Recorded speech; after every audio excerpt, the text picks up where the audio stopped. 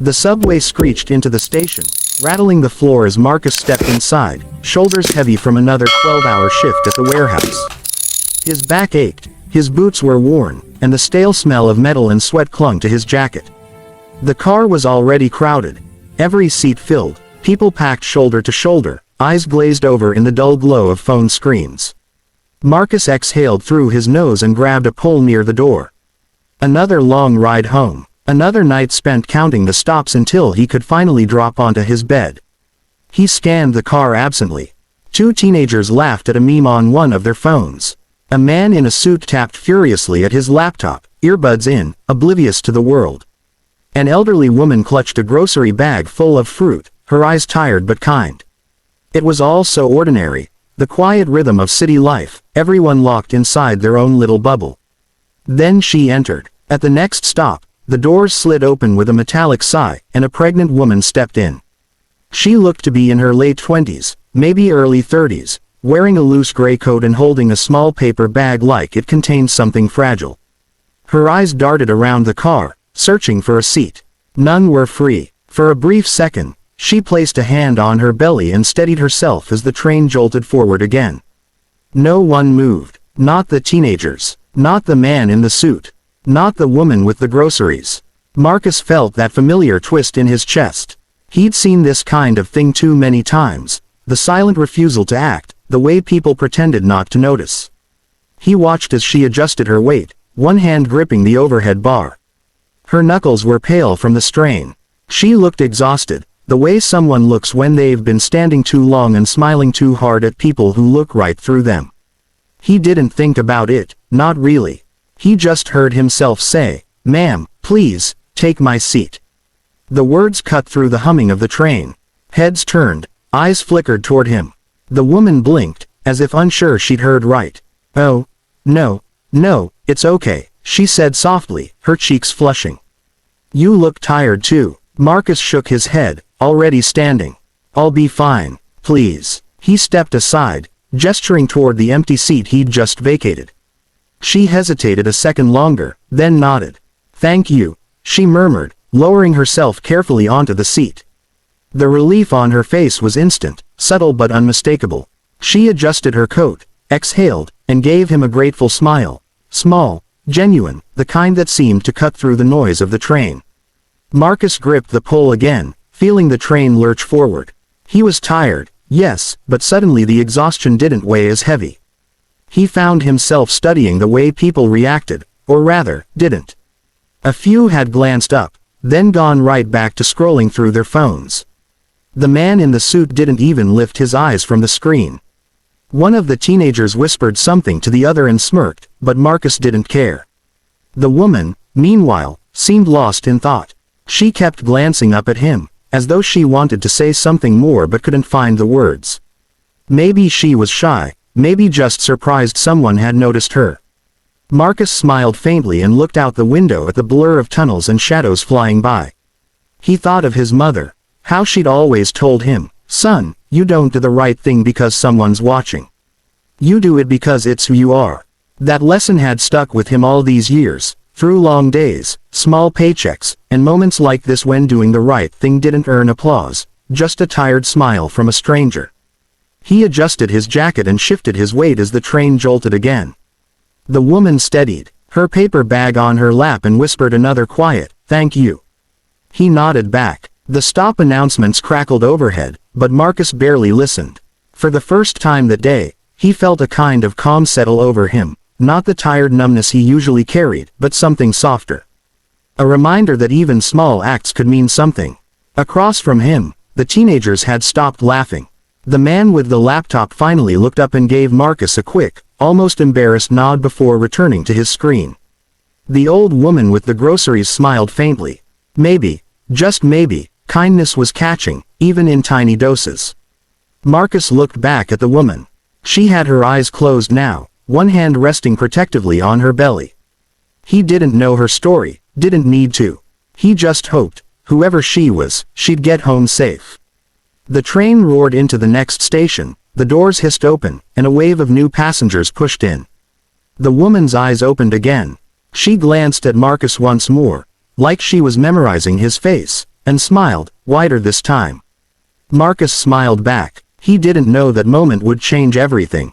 To him, it was just another ordinary ride home, another tired night, another act of quiet decency. He had no idea that, within minutes, the whole train would know his name.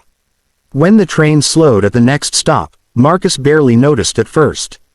He was lost in thought, replaying the woman's grateful smile, when a soft rustle of movement made him glance up. The pregnant woman, the one he'd just given his seat to, was standing again.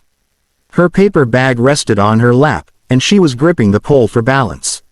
Marcus frowned. "Ma'am, you don't have to stand," he said, but she shook her head, steady and deliberate. "Excuse me, everyone," she said, her voice surprisingly clear in the noisy car. Conversations died down. Heads turned. Even the man with the laptop looked up this time. The train clattered along the tracks, but all ears seemed to tune to her. She looked around, her expression calm but intense, and her gaze landed right on Marcus. "This young man," she said, pointing toward him slightly, gave up his seat without hesitation. "Do you know how many people looked away before he did?" Marcus blinked, caught off guard. Ma'am," he started, but she raised a hand gently, not to scold, but to command the moment. "I watched every single one of you," she continued, sweeping her gaze across the car. "I'm not judging, but it says something about where we are as people when kindness becomes rare enough to surprise us." A murmur rippled through the crowd. The teenagers stopped whispering. The man in the suit looked visibly uncomfortable. Marcus wanted to sink through the floor. He hadn't done anything special, at least not in his eyes. "Please, ma'am," he said quietly, "it's no big deal." She smiled then, a slow, knowing smile, and reached into her bag. "You think it's no big deal," she said softly, "but sometimes, no big deal means everything to someone else." From the bag, she pulled out a plain white envelope, sealed neatly, the kind you'd see at a formal event. She held it out toward him. Marcus stared at it, confused. "What's this?" "Something my husband and I do," she said. "We run a small organization called Good Acts NYC. Every few weeks, we ride the subway, buses, sometimes walk through parks, just looking for genuine moments of kindness. No cameras, no social media tricks. Just people being human." The car was utterly silent now, even the steady hum of the tracks seemed distant. "We call it the Ripple Project," she went on. "Because one small act, one ripple, can spread farther than you think." Marcus felt the weight of dozens of eyes on him. He swallowed hard and reached out hesitantly, taking the envelope. It was heavier than he expected. She nodded encouragingly. "Go ahead," she said. He slid his thumb under the seal and pulled out a folded piece of paper. It wasn't a note. It was a check, for $5,000. The air left his lungs all at once. This has to be a mistake," he said, his voice shaky. "Ma'am, I can't." "You can," she interrupted gently. "And you will. That's for you." The murmurs grew louder this time. Someone gasped. A few people started whispering, half in disbelief, half in awe. The man with the laptop finally shut the lid and stared openly. The old woman with the groceries clasped her hands together and smiled. Marcus just stood there, frozen, the check trembling slightly in his hand. "Why me?" he asked finally. "Because you didn't wait to be watched," she said simply. "You didn't do it for a camera, or a post, or a pat on the back. You just saw someone in need and acted. That's the kind of heart we need more of." Her voice was steady but carried emotion, the kind that made even the cynical faces on the train soften. She placed a hand on her belly, as if grounding herself, and smiled again. "You've had a long day, haven't you?" she said quietly. Marcus let out a small, embarrassed laugh. "You could say that. Well, maybe this will make the rest of it a little easier," she said. He shook his head. "Ma'am, I can't take your money. I don't deserve this." She tilted her head. "You think you don't deserve it, and that's exactly why you do." For a long moment, they just looked at each other. The train's noise returned. A baby crying in another car, a conductor's muffled announcement, but the small space between them felt still. Then, slowly, she leaned forward and said softly, "Promise me one thing. When you can, pass it on. Not the money, necessarily, just the kindness." Marcus nodded. Throat tight. I promise. Her eyes glistened slightly as the train slowed again. The doors opened, and the cool city air swept in. She gave him one last smile, touched his arm briefly, and whispered, "Keep being you." Then she stepped off, disappearing into the crowd outside the doors. The train remained silent for a few seconds after she left. Then, somewhere near the back, someone started clapping. Just one person at first, then another, and another. Before Marcus could even react, half the car was applauding.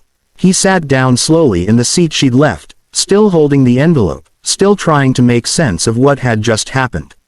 For the first time in a long time, he didn't feel invisible. He didn't feel tired, he just felt seen. The check lay heavy in his lap, but it wasn't the paper that mattered, it was the feeling behind it. Kindness, he thought, had a way of finding its way back, even on the loudest, loneliest subway rides. When the train pulled into the next station, Marcus still sat frozen, the envelope resting in his lap, his mind spinning. The echo of applause faded as people went back to their routines, some whispering about what had just happened, others glancing at him with curious, almost admiring eyes. Marcus wasn't used to that kind of attention.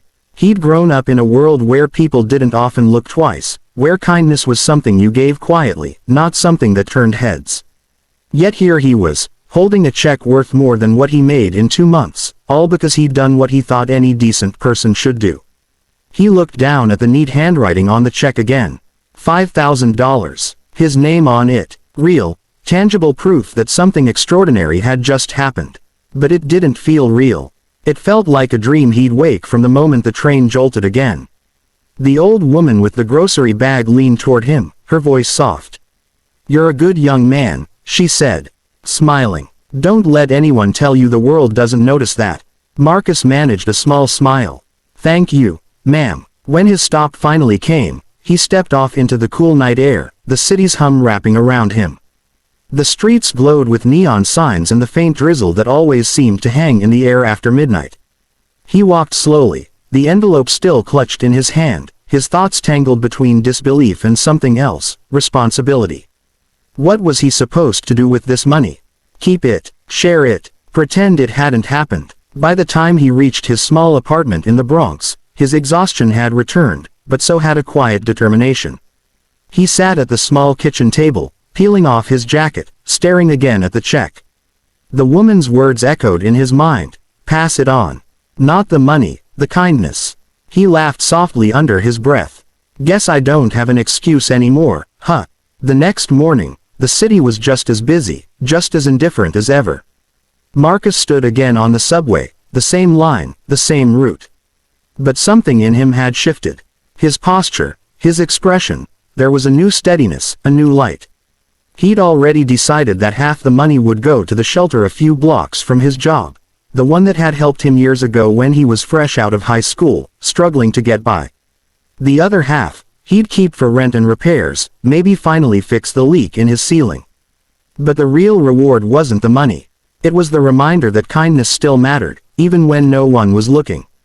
As the train swayed, he caught sight of a young mother holding a crying toddler, trying desperately to calm the child while balancing a heavy stroller. Without thinking, Marcus moved closer. "Need a hand?" he asked, taking the stroller from her as she settled the baby. She looked at him in relief, whispering, "Thank you." Marcus smiled. "No problem." No one applauded this time. No one handed him an envelope. But he didn't need that. The warmth that spread through his chest was enough. When he reached his stop, he climbed the station stairs 2 at a time, the morning sunlight cutting through the gray clouds. The city looked different, brighter somehow, though nothing had really changed. Maybe it was him. Maybe seeing how one small gesture could ripple outward had opened his eyes to something bigger. Later that week, Marcus stopped by the shelter, check in hand. The director, a woman in her 50s with tired but kind eyes, nearly cried when he explained what had happened. "You sure you want to donate this much?" she asked. He nodded. "Positive. I just want to give back what someone gave me." She placed a hand over his and said quietly, "Then you already have." Walking home that evening, Marcus felt lighter than he had in years. The city buzzed around him. Honking cars, chatter, laughter, but he heard something deeper beneath it all. Connection. The idea that maybe, just maybe, good things could still happen without reason. That night, as he lay in bed, Marcus thought of the woman again. Her calm voice, her steady eyes. He wondered if she'd planned to meet him, or if fate had simply crossed their paths. Either way, she had reminded him that humanity wasn't gone, it just needed to be seen again. He promised himself that no matter how tired, how busy, or how invisible life made him feel, he'd keep doing the small things. Giving up seats, holding doors, noticing people, because sometimes, that was enough to change a life, not just someone else's, but his own. The next morning, he was back on the same train. New faces, same hum of city noise. He stood near the door, hands in his pockets, a faint smile on his face. When an elderly man stepped in and looked around uncertainly, Marcus didn't even hesitate. "Sir," he said, nodding toward his seat, "please, sit down." The man smiled gratefully. The train moved on, and somewhere, in the soft rhythm of steel and motion, another ripple began.